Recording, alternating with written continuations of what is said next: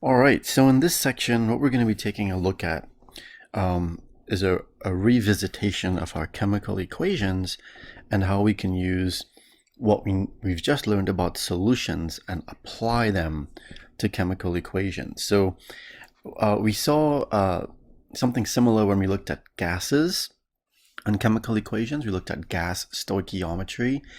Now we're going to take a look at solution stoichiometry. And the key thing that you want to keep in mind, that you always want to remember, is we always need the balanced equation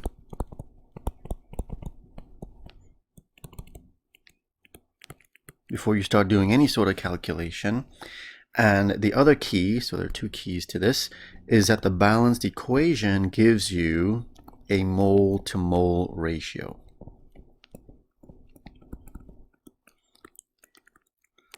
Gives a mole to mole ratio. So those are really the two main things that you want to keep in mind whenever you try to do stoichiometry, whether it's regular stoichiometry using mass or gases, or in this case, solutions. All right, and specifically here, what gives you that mole to mole ratio will be your coefficients from that balanced equation. And really what this boils down to is you want to be able to get to moles.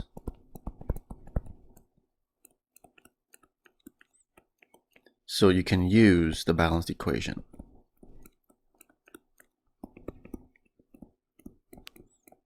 Okay, and that's the case for all types of stoichiometry, including solution stoichiometry, as we'll see here. Now the other layer that we're adding to this is now we're going to be using concentrations, which gives you moles per liter. We're going to use that in conjunction with volumes to get to moles, and then we can use our balanced equation.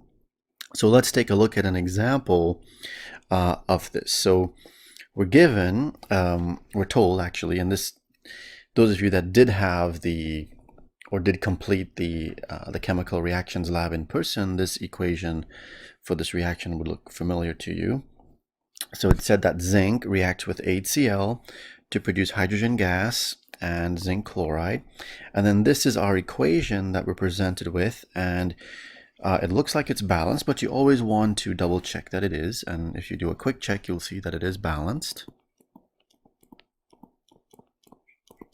Okay, and then we're given some information. So it asks us how many liters, right? So we need to find this, or to calculate liters, and that's volume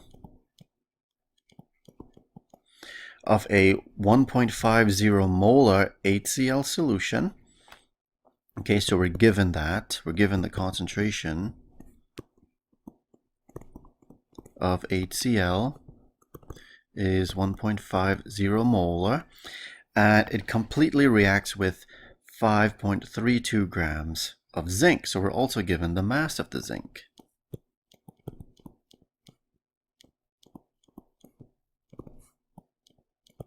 As 5.32 grams. And so we're given the mass of the zinc, we're given the concentration of the HCl, we need to find the volume of the HCl, the hydrochloric acid. All right, so let's write this down again and sort of organize our thoughts or the information that's given to us. So we're given the concentration of HCl, remember the square brackets mean concentration of, that's 1.50 molar. Okay, and remember also when you see that 1.50 molar, this means 1.50 moles of HCl, the solute, per liter of solution that we have, right? That's what the big M always means. It means moles per liter. And that really is sometimes a big stumbling block for students, especially when you first do this. You want to make sure that you translate that into a form that's useful. The other thing that we're given is the mass of the zinc, and that mass was 5.32 grams. And what we need to find or determine would be the volume in liters of the HCl. All right, and remember our equation, we have zinc plus HCl to give hydrogen gas, and we get zinc chloride, and then this is our balanced equation. All right, so we have our balanced equation, we have the information that's given. So let's just look at the equation and see what two things we're trying to relate. All right, so we're trying to relate the HCl with the zinc. All right, and from that equation, the only thing we can get from that equation relating those two things are the coefficients, right? So the coefficients here tell us that 1 mole of zinc reacts with 2 moles of HCl. And that's why the balanced equation is so important, because it relates one thing to the other. So once we get that mole to mole ratio now, we can set that up into two conversion factors. We have 1 mole of zinc for every 2 moles of HCl, or we can just simply flip it to get the other conversion factor. 2 moles of HCl for every 1 mole of zinc. All right, so remember now that balanced equation gives you a mole to mole ratio. Well, we weren't given the moles of zinc, for example, we were given the mass of the zinc. So let's try to think about how we can get to what we need to, which is the volume of the HCl. And we're going to start with the mass of the zinc, because that's what we're given. So start with the mass of the zinc. Okay, so in order to use that balanced equation, we want to convert the mass of the zinc to the moles of zinc. And that's something that you should be familiar with, right? We can use the molar mass of zinc, which we get from the periodic table. Okay, once we get to moles of zinc, then we can convert that to moles of HCl by using the equation, the balanced equation. Okay, and one of those two conversion factors. Once we get to moles of the HCl, then we can convert that to volume of hydrochloric acid by using then the molarity of the HCl. All right, so we have our pathway sort of plotted here. And really, when you have these types of problems, any stoichiometry problem, you want to think about it, what you're given, what you need to get to. And in most cases, in 99.9% of the cases, you have to get to moles, because that's the information that the balanced equation gives you. It gives you that mole to mole ratio. All right, so once we have our pathway organized, we can go ahead and set this up now. So we're going to start with the mass of the zinc. So we're given 5.32 grams. We're going to use our dimensional analysis technique. All right, we're going to use the molar mass of zinc, which we get from the periodic table. All right, moles go on top. So 1 mole of zinc. And from the periodic table, right, yeah, again, you don't have to memorize atomic masses and stuff. You'll always get a periodic table. So if we look up zinc, all right, we'll see that it's 65.38 grams per mole. All right, so our grams can cancel away. So we get to moles of zinc. All right, then we can use the balanced equation, specifically this part of it here that tells us 1 mole of zinc reacts with 2 moles of HCl. So we can put that in here as a conversion factor.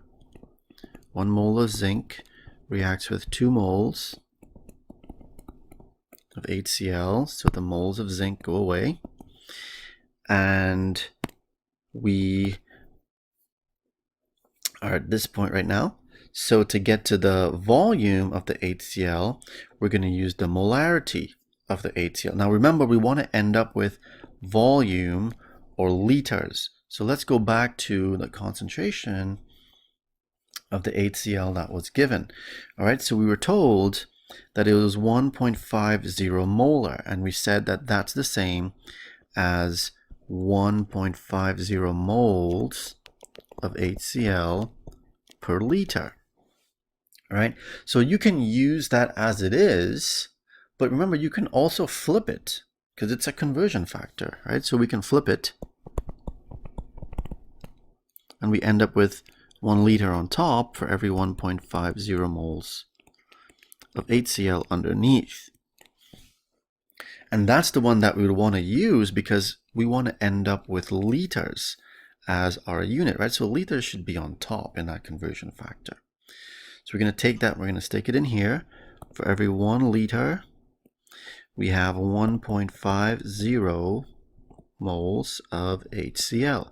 And you'll notice as I'm doing this, and hopefully you've developed this this habit of not just putting numbers into your setup, but the units as well. Because when you look at the units, you'll see the moles of HCl cancel away.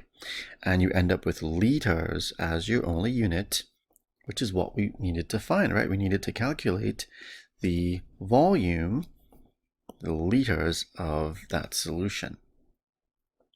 So once you have your setup, your units are going to confirm that you've set it up correctly.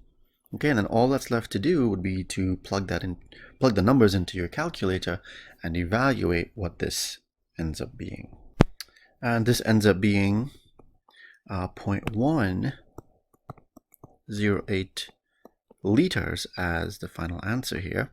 And again, your units can tell you that you have set this up correctly. So just to sort of recap, right, when we do stoichiometry, whether it is regular stoichiometry, gas stoichiometry, solution stoichiometry, we'll need to first of all ensure that we are working with a balanced chemical equation. That equation then, once it's balanced, gives you a mole to mole ratio. So you have to get to moles before you use that balanced equation. And as we've seen previously, we can get to moles if we're given the mass of something, okay, in grams. We can convert that to moles using the molar mass of that substance. And what we can also do, what we learned in this chapter, is we can also get to moles if we're given the concentration.